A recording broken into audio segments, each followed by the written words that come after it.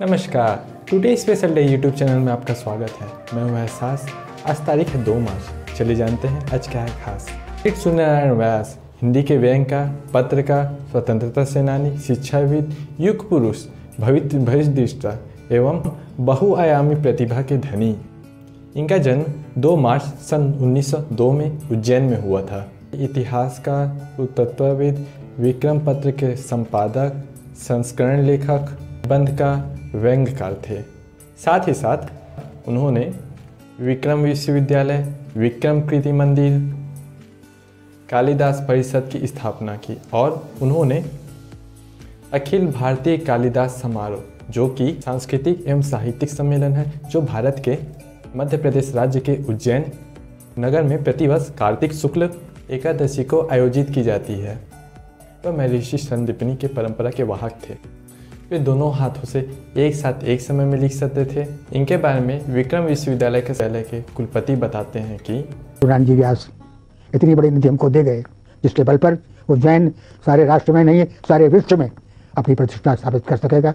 उस तो गौरव से हम गौरवान्वित होंगे, सारा विश्व गौरवान्वित होगा। हम तो जहां भी गए, कलकत्ता गए, विदेश में भी लोग उज्जैन का नाम आते ही सूर्यनारायण व्यास जी की बात सबसे पहले पूछते। ज्योतिष और खगोल की ये अपने जमाने के सर्वोच्च विद्वान थे। यही कारण है कि उस समय के सारे राजनेता इन्हें बहुत सम्मान दिया करते थे। पंडित व्यास स्वतंत्रता पूर्व 114 रियासतों के ज्योतिष भी रहे हैं। दोस्तों, बात यह भी कही जाती है कि जब 1947 में यह सुनिश्चित हो गया कि अंग्रेज भारत छोड़ने को तैयार हैं, तो डॉक्टर राजेंद्र प्रसाद ने गोस्वामी गणेश दत्त महाराज जी के माध्यम से इनको बुलवाया। इन्होंने पंचांग देखकर भारत की कुंडली बनाई और बताया कि 15 अगस्त का दिन आज़ादी के लिए शुभ है। स्वतंत्रता के लिए मध्य रात्रि 12 बजे में सुझाया गया। उनका मानना था कि इससे लोकतंत्र स्थिर रहेगा। इतना ही नहीं, पंडित व्यास के कहने पर स्वतंत्रता के बाद देर रात संसद को धोया गया। बाद में बताए मुहूर्त अनुसार गोस्वामी गिरधारी लाल ने संसद की शुद्धि करवाई। भविष्यवाणी में सबसे चर्चित लाल बहादुर शास्त्री के ताशकंद जाने से पहले ही एक लेख में साफ कर दिया था कि वे जीवित नहीं लौटेंगे। तब शास्त्री जी तक यह बात पहुंची भी थी, लेकिन उन्होंने हंसकर इस बात को टाल दिया। इसी तरह 7 दिसंबर 1950 को एक समाचार पत्र में उन्होंने उप प्रधानमंत्री सरदार वल्लभ भाई पटेल के स्वास्थ्य पर चिंता जताते हुए 17 दिसंबर तक के समय को कठिन बताया था और रात को सरदार पटेल की मृत्यु हो गई।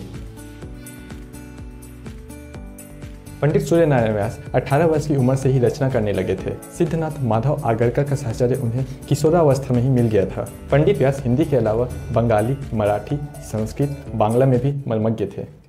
अकेले विक्रम मासिक में संपादकीय की संख्या 2500 से ऊपर है। 1937 में सारा यूरोप घूमे और तरह साहित्य पर उनकी कृति सागर प्रवास मील का पत्थर मानी जाती है। पंडित व्यास सबसे बढ़कर एक क्रांतिकारी और देशभक्त थे।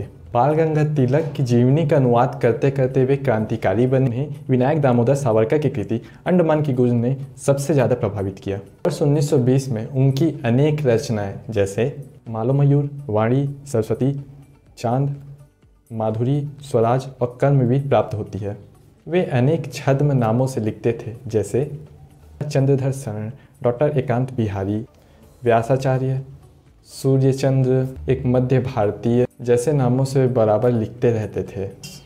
सुभाष बाबू के आह्वान पर उन्होंने मेयो की प्रतिमा को तोड़ा और बाद के काल में 1942 में भारतीय भवन में गुप्त रेडियो स्टेशन का संचालन किया, जिसके कारण उन्हें सन 1946 में इंडियन डिफेंस एक्ट के तहत जेल यातना का सामना करना पड़ा।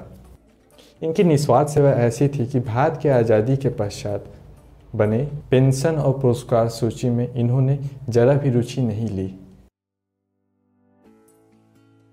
भारत के प्रथम राष्ट्रपति द्वारा इन्हें सन 1958 में पद्म भूषण से अलंकृत किया गया। इसे उन्होंने अंग्रेजी को अनंत काल तक जारी रखने वाले विधेयक के विरोध में 1967 में वापस लौटा दिया। हिंदी साहित्य सम्मेलन द्वारा इन्हें साहित्य वाचस्पति, विक्रम विश्वविद्यालय द्वारा डीलिट, मध्य प्रदेश शासन द्वारा राजकीय फरमान जैसे कई पुरस्कारों से अलंकृत किया गया। वर्ष 2002 में भारत सरकार ने इनके सम्मान में डाक टिकट जारी किया। इस पर डाक टिकट जारी करते हुए 2 जून 2002 को भारत के तत्कालीन प्रधानमंत्री अटल बिहारी वाजपेयी जी कहते हैं, जहाँ तक व्यास जी का प्रश्न है, ज्ञान और कर्म दोनों का अपूर्व समन्वय था। पंडित सूर्यनारायण व्यास जी का अभिनंदन मालवा भूमि के समस्त सांस्कृतिक अनुष्ठानों का अभिनंदन है। व्यास जी स्वाभिमानी थे, सिद्धांतों से समझौता नहीं करते थे। वे सांस्कृतिक राष्ट्रवाद के प्रणेता थे। उन्होंने महात्मा गांधी, राजेंद्र प्रसाद, जवाहरलाल नेहरू, इंदिरा गांधी और यहाँ तक खुद की मृत्यु पर भी एक लेख लिखा था जो सच साबित हुआ। और 22 जून सन 1976 में इस महामानव ने देह त्याग दिए। तो दोस्तों, आज के लिए बस इतना ही। मिलते हैं कल और जानते हैं कल क्या है खास।